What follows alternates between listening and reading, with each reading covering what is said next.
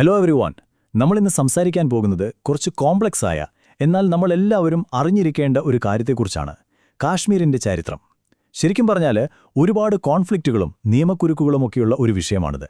പക്ഷേ ഈ എക്സ്പ്ലെയിനറിലൂടെ നമ്മളിത് വളരെ സിമ്പിളായ ഒരു കഥയിലൂടെ അല്ലെങ്കിൽ ഒരു ഉപമയിലൂടെ മനസ്സിലാക്കാൻ പോവുകയാണ്. ഒരു വലിയ വീട്, അതിലൊരു പ്രത്യേക മുറി, പിന്നെ അവിടെ തകർന്നു വീണ ചില മതിലുകൾ. കേൾക്കുമ്പോൾ കുറച്ച് കൗതുകം തോന്നുന്നുണ്ടല്ലേ? അപ്പോൾ നേരെ വിഷയത്തിലേക്ക് കടക്കാം. കാശ്മീരിന്റെ ഈ ചരിത്രം മനസ്സിലാക്കാൻ നിങ്ങൾ ആദ്യം വലിയൊരു വീട് സങ്കല്പിക്കുക. ആ വലിയ വീടാണ് നമ്മുടെ ഇന്ത്യ. അവിടെ ഒരു വലിയ കുടുംബം ഒന്നിച്ച് താമസിക്കുന്നുണ്ട്. ഇനി ഈ വീടിന്റെ ഏറ്റവും വടക്കേ അറ്റത്ത് അതിമനോഹരമായ, എപ്പോഴും മഞ്ഞ് പുതച്ചു കിടക്കുന്ന ഒരു മുറിയുണ്ടെന്ന് ചിന്തിക്കുക. ആ മുറിയാണ് കാശ്മീർ. ഈ ഒരു പിക്ചർ എപ്പോഴും മനസ്സിലുണ്ടായിരിക്കണം കേട്ടോ. കാരണം ഈ മനോഹരമായ മുറിക്ക് കാലാകാലങ്ങളിൽ എന്ത് സംഭവിച്ചു, ആ മുറി എങ്ങനെയാണ് ആ വീടിന്റെ ഭാഗമായി മാറിയത് എന്നതാണ് നമ്മളിന്ന് ഡീകോഡ് ചെയ്യാൻ പോകുന്നത്. അപ്പോ ഒന്നാമത്തെ ഭാഗം വിഭജനവും ലയനവും. നമുക്ക് നേരെ 1947 പോയി നോക്കാം. 1947 ബ്രിട്ടീഷുകാർ ഇന്ത്യ വിട്ടുപോകുന്ന സമയം. ഈ വലിയ വീട് മതത്തിന്റെ അടിസ്ഥാനത്തിൽ ഇന്ത്യയും പാകിസ്ഥാനുമായി വിഭജിക്കപ്പെടുകയാണ്. അപ്പോൾ സ്വാഭാവികമായും ഉയർന്നു വന്നൊരു ചോദ്യമുണ്ട്. ഈ വടക്കേയറ്റത്തെ മനോഹരമായ മുറിയുടെ അവസ്ഥ എന്താകും? ഇന്ത്യയോടൊപ്പം നിൽക്കുമോ അതോ പാകിസ്ഥാനോടൊപ്പം പോകുമോ? അന്നത്തെ കാശ്മീർ ഭരണാധികാരിയായിരുന്ന മഹാരാജ ഹരിസിംഗിന്റെ തീരുമാനം വളരെ വ്യത്യസ്തമായിരുന്നു. അദ്ദേഹം പറഞ്ഞത്, ഞങ്ങൾ ആരുടെയും കൂടെ പോകുന്നില്ല, കാശ്മീർ ഒരു സ്വതന്ത്ര രാജ്യമായി തന്നെ നിൽക്കുമെന്നാണ്. ശരിക്കും അതൊരു വലിയ റിസ്ക്കായിരുന്നു. ഈയൊരു ചൂതാട്ടത്തിന് പിന്നീട് വലിയൊരു വില കൊടുക്കേണ്ടിയും വന്നു.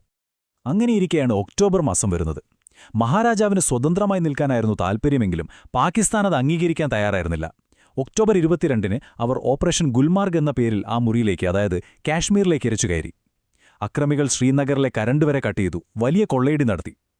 വേറെ വഴിയില്ലാതെ വന്നപ്പോൾ കൃത്യം ഒക്ടോബർ 26 അർദ്ധരാത്രി മഹാരാജാവ് ഇന്ത്യയോട് സഹായം ചോദിക്കുകയും ഇൻസ്ട്രുമെന്റ് ഓഫ് ആക്സഷൻ അഥവാ ലയന കരാറിൽ ഒപ്പുവയ്ക്കുകയും ചെയ്തു. യെസ്, അങ്ങനെയാണ് കാശ്മീർ ഒഫീഷ്യൽ ഇന്ത്യയുടെ ഭാഗമാവുന്നത്. തൊട്ടടുത്ത ദിവസം തന്നെ ഇന്ത്യൻ എയർഫോഴ്സ് അവിടെ ലാൻഡ് ചെയ്യുകയും അക്രമികളെ തുരത്താൻ തുടങ്ങുകയും ചെയ്തു. പക്ഷേ ആ യുദ്ധം അവിടം കൊണ്ടൊന്നും തീർന്നില്ല. മാസങ്ങളോളം അത് നീണ്ടുനിന്നു. അവസാനം ഈ വിഷയം ഐക്യരാഷ്ട്രസഭയിലെത്തി. അങ്ങനെ 1949 ഒരു വെടിനിർത്തൽ നിലവിൽ വന്നു. അപ്പോഴാണ് നമ്മൾ ഈ എപ്പോഴും കേൾക്കുന്ന ലൈൻ ഓഫ് കൺട്രോൾ അഥവാ നിയന്ത്രണ രേഖ ഉണ്ടാകുന്നത്. അതായത് നമ്മൾ നേരത്തെ പറഞ്ഞ ആ മനോഹരമായ മുറിയുടെ നടുവിലൂടെ അക്ഷരാർത്ഥത്തിൽ ഒരു വര വരയ്ക്കപ്പെട്ടു. ഇന്ത്യൻ സൈന്യം പിടിച്ചു നിർത്തിയ ഭാഗം ഇന്ത്യയിലും മറുഭാഗം പാക് അധീന കാശ്മീർ, അതായത് POK ആയി മാറി. ആ മുറി പകുതിയായി വിഭജിക്കപ്പെട്ടു എന്ന് തന്നെ പറയാം. രണ്ടാമത്തെ ഭാഗം എന്താണ് ആർട്ടിക്കിൾ 370. ഇനി നമുക്കിതിന്റെ ലീഗൽ സൈഡൊന്ന് നോക്കാം. യുദ്ധം കഴിഞ്ഞു, ഇനി നിയമപരമായ ചില കാര്യങ്ങളുണ്ട്. ലയനക്കരാർ ഒപ്പിട്ട ആ സമയത്തെ പ്രത്യേക സാഹചര്യങ്ങൾ കാരണം ഈ മുറിക്ക് ചില സ്പെഷ്യൽ നിയമങ്ങൾ കൊടുക്കേണ്ടി വന്നു. നമ്മുടെ വീടിന്റെ ഉപമയിലേക്ക് തിരികെ വന്നാൽ, വലിയ വീടിന്റെ കാരണവന്മാർ ആ മുറിക്ക് സ്വന്തമായി ചില നിയമങ്ങളുണ്ടാക്കാൻ അനുവദിച്ചു. എന്തായിരുന്നു ആ പ്രത്യേക നിയമങ്ങൾ? ഇന്ത്യയിലെ മറ്റു സംസ്ഥാനങ്ങളെപ്പോലെയല്ല കാശ്മീരിന് സ്വന്തമായി ഒരു ഭരണഘടനയും പതാകയും കിട്ടി. നമ്മുടെ പാർലമെന്റ് പാസാക്കുന്ന പല നിയമങ്ങളും അവിടെ ഡയറക്റ്റായി നടപ്പിലാക്കാൻ പറ്റില്ലായിരുന്നു. അതുമാത്രമല്ല, ഈ വീടിന്റെ മറ്റു ഭാഗങ്ങളിലുള്ളവർക്ക്, അതായത് മറ്റിന്ത്യക്കാർക്ക് അവിടെ പോയി ഭൂമി വാങ്ങാനോ സെറ്റിൽ ചെയ്യാനുള്ള അവകാശമുണ്ടായിരുന്നില്ല. ചുരുക്കി പറഞ്ഞാൽ, വീടിന്റെ ഭാഗമാണെങ്കിലും നിയമപരമായി അതൊരു പ്രത്യേക അറിയായി, ഒരുതരം ഐസൊലേഷനിൽ നിൽക്കുന്ന ഒന്നായി മാറി. ഭാഗം 3. അതിർത്തിയിലെ പോരാട്ടങ്ങൾ. നിയമപരമായി മാത്രമല്ല, അവിടെ മിലിറ്ററി കോൺഫ്ലിക്റ്റുകളും ഒരുപാട് നടന്നിട്ടുണ്ട്. ഒരു വശത്ത് ഈ മുറി ഇങ്ങനെ നിയമപരമായി ഒറ്റപ്പെട്ടു നിൽക്കുമ്പോൾ, പുറത്ത് അതിർത്തിയിൽ നിരന്തരമായ പോരാട്ടങ്ങളായിരുന്നു. നോക്കൂ, 65 പാകിസ്ഥാൻ വീണ്ടും ഒരു ശ്രമം നടത്തി, ഓപ്പറേഷൻ ജിബ്രാൾട്ടർ. സാധാരണക്കാരുടെ വേഷത്തിൽ പാക് സൈനികർ കാശ്മീരിലേക്ക് നുഴഞ്ഞുകയറി. പക്ഷേ അവിടെ ഒരു ട്വിസ്റ്റുണ്ടായിരുന്നു. കാശ്മീരിലെ സാധാരണ ജനങ്ങൾ തന്നെയാണ് ഈ നുഴഞ്ഞുകയറ്റക്കാരെ തിരിച്ചറിഞ്ഞ് ഇന്ത്യൻ സൈന്യത്തിന് വിവരം കൊടുത്തത്. തുടർന്നുണ്ടായ യുദ്ധത്തിൽ പാകിസ്ഥാന്റെ വലിയ പേട്ടൺ ടാങ്കുകളെ നമ്മുടെ സൈന്യം തകർത്ത് തരിപ്പണമാക്കി. അന്നത്തെ നമ്മുടെ പ്രധാനമന്ത്രി ലാൽ ബഹാദൂർ ശാസ്ത്രി ഡയറക്റ്റായി അതിർത്തി കടന്ന് ആക്രമിക്കാൻ വരെ ഓർഡർ കൊടുത്തിരുന്നു. പിന്നീട് 72 ഷിംല കരാറിലൂടെയാണ് ഇരു രാജ്യങ്ങളും ഇത് ചർച്ചകളിലൂടെ പരിഹരിക്കാമെന്നൊരു തീരുമാനത്തിലെത്തുന്നത്. 93,000. ഈയൊരു നമ്പർ കേൾക്കുമ്പോൾ നിങ്ങൾക്കൊന്ന് അത്ഭുതം തോന്നാം. 1971 യുദ്ധത്തിന്റെ റിസൾട്ടാണിത്. ഈ യുദ്ധം കാശ്മീരിന് വേണ്ടി മാത്രമായിരുന്നില്ല, കിഴക്കൻ പാകിസ്ഥാന്റെ വിമോചനത്തിനു കൂടി വേണ്ടിയുള്ളതായിരുന്നു. വെറും 13 ദിവസം, അതെ, വെറും 13 ദിവസം മാത്രം നീണ്ടുനിന്ന ആ യുദ്ധത്തിനൊടുവിൽ ചരിത്രത്തിൽ തന്നെ സമാനതകളില്ലാത്തൊരു സംഭവം നടന്നു. 93,000 പാക് സൈനികരാണ് ഇന്ത്യൻ സൈന്യത്തിനു മുന്നിൽ ആയുധം വെച്ച് കീഴടങ്ങിയത്.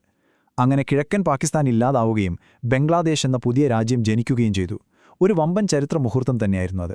ഇനി നാലാമത്തെ ഭാഗം, നിഴൽ യുദ്ധങ്ങൾ, അതായത് പ്രോക്സി വാറുകൾ, പിന്നെ അതിനുള്ള തിരിച്ചടികൾ. നേരിട്ടുള്ള യുദ്ധങ്ങളിൽ പിടിച്ചു നിൽക്കാൻ പറ്റാതെ വന്നപ്പോൾ പാകിസ്ഥാൻ അവരുടെ സ്ട്രാറ്റജി മാറ്റി. വീടിന് പുറത്തുനിന്ന് ഡയറക്റ്റ് അറ്റാക്ക് ചെയ്യുന്നതിന് പകരം അവർ ഈ ഒറ്റപ്പെട്ട മുറിയിലേക്ക് ആയുധങ്ങൾ എത്തിക്കാനും ഉള്ളിലുള്ളവരെ ബ്രെയിൻ വാഷ് ചെയ്യാനും തുടങ്ങി. ഇതിനെയാണ് നമ്മൾ പ്രോക്സി വാർ എന്ന് വിളിക്കുന്നത്. കാശ്മീരിലെ ചെറുപ്പക്കാരുടെ കൈകളിലേക്ക് അവർ തോക്കുകൾ കൊടുത്തുവിട്ടു. നിങ്ങൾക്ക് സ്പെഷ്യൽ നിയമങ്ങളാണുള്ളത്, നിങ്ങൾ ശരിക്കും ഇന്ത്യയുടെ ഭാഗമല്ല എന്നൊക്കെ പറഞ്ഞ് ജനങ്ങളെ തെറ്റിദ്ധരിപ്പിച്ചു. അങ്ങനെ സമാധാനമുണ്ടായിരുന്ന ആ മുറി ഭീകരവാദത്തിന്റെ ഒരു താവളമായി മാറി. ഇതിന്റെ ഏറ്റവും എക്സ്ട്രീമായ അവസ്ഥ നമ്മൾ കണ്ടത് 99-ലാണ്. മഞ്ഞുകാലത്ത് നമ്മുടെ സൈന്യം മലമുകളിൽ നിന്ന് താഴേക്കിറങ്ങിയ ഗ്യാപ്പിൽ പാക് സൈനികർ രഹസ്യമായി കാർഗിൽ മലനിരകളിൽ നുഴഞ്ഞുകയറി ബങ്കറുകളുണ്ടാക്കി. കാർഗിൽ യുദ്ധത്തെക്കുറിച്ച് പറയുമ്പോൾ ക്യാപ്റ്റൻ വിക്രം ബത്രയുടെ ആ വാക്കുകൾ നമ്മൾ എങ്ങനെ മറക്കാനാണല്ലേ, അല്ലേ?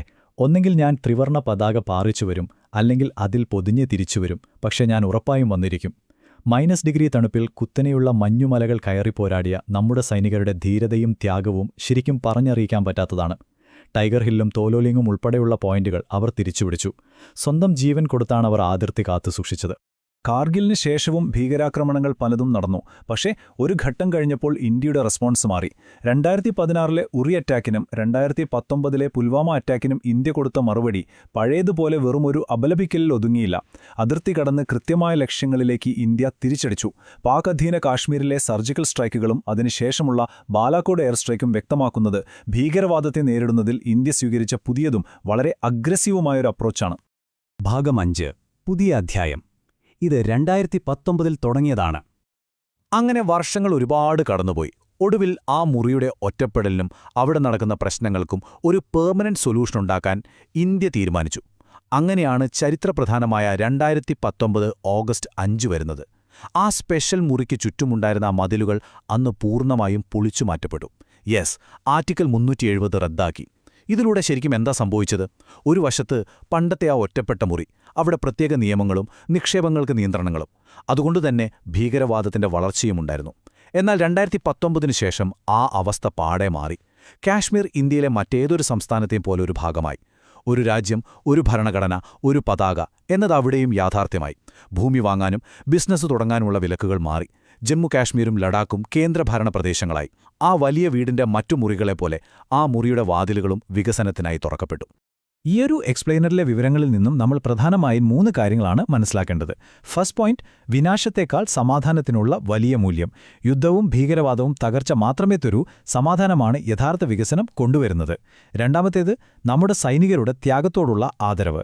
നമ്മളിന്ന് അനുഭവിക്കുന്ന ഈ സുരക്ഷിതത്വം അവർ അതിർത്തിയിൽ കൊടുത്ത ജീവന്റെയും രക്തത്തിന്റെയും വിലയാണ്. മൂന്നാമത്തേത്, യഥാർത്ഥ സ്വാതന്ത്ര്യം ദേശീയ ഐക്യത്തിലാണ്. ആളുകളെ ഭിന്നിപ്പിക്കാൻ ശ്രമിക്കുന്നവർക്കുള്ള ഏറ്റവും വലിയ മറുപടി നാം എല്ലാവരും ഒരുമിച്ച് നിൽക്കുന്നതാണ്. നമ്മൾ ഈ എക്സ്പ്ലെയിനറിന്റെ അവസാനത്തിലെത്തിയിരിക്കുകയാണ്. അപ്പോൾ ഇതൊന്ന് വൈൻഡപ്പ് ചെയ്യുന്നതിന് മുമ്പ് നിങ്ങൾ ഈ ചോദ്യമൊന്ന് സ്വയം ചോദിച്ചു നോക്കൂ. ഒരു വീടിന്റെ യഥാർത്ഥ കരുത്ത് അതിന്റെ മതിലുകളിലല്ല, മറിച്ച് അവിടെ ഒരുമിച്ച് താമസിക്കുന്നവരിലാണെങ്കിൽ ആ സമാധാനവും ഐക്യവും നിലനിർത്താൻ നമ്മളാണ് എന്താണ് ചെയ്യേണ്ടത്? ഭൂമിയിലെ സ്വർഗമായ കാശ്മീരിന്റെ ഈ കഥ നമ്മെ ഓർമ്മിപ്പിക്കുന്നത് കേവലം കുറച്ച് യുദ്ധങ്ങളുടെയും നിയമങ്ങളുടെയും കാര്യം മാത്രമല്ല, മറിച്ച് തകർച്ചകളിൽ നിന്നും ഒരുമിച്ച് ഉയർത്തെഴുന്നേൽക്കുന്ന മനുഷ്യരുടെ കഥ കൂടിയാണ്. ഈ വിവരണം നിങ്ങൾക്ക് കാര്യങ്ങൾ കുറച്ചുകൂടി ക്ലിയറാക്കാൻ സഹായിച്ചു എന്ന് വിശ്വസിക്കുന്നു. പുതിയൊരു എക്സ്പ്ലെയിനറുമായി വീണ്ടും കാണാം. Thank you.